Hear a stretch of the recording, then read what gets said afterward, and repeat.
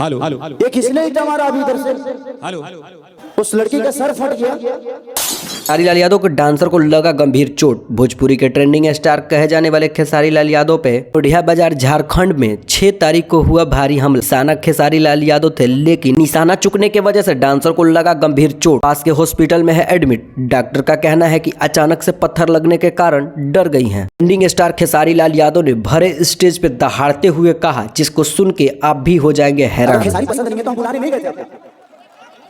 एक मुखिया, एक आपकी पंचायत का मुखिया आया, इतने व्यवस्था करने में कम से कम, और खेसारी को बुलाने में 50 लाख रुपए का खर्चा होगा, और तुम्हारी औकात 50 रुपए की नहीं होगी। यह बात कहीं ना कहीं सच है। अभी फिलहाल बलिया हमले में पावर स्टार पवन सिंह को भी किया गया था टारगेट, जिसमें पावर स्टार पवन सिंह को लगा था गंभीर चोट, जिसमें पावर स्टार पवन सिंह भी भरे स्टेज पे कुछ ऐसे दहाड़े थे। बचाओ बोनस अगर फूट जाएगा तो कितने लोगों का पैसा बच जाएगा, काम रुक जाएगा।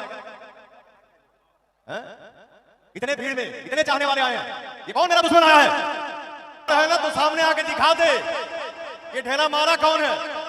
छुप के वार मत करो, लाखों के संख्या में तो पता ना चले रे कहां गायब भइले। आखिर ये कौन है? फैंस है या कोई जासूस?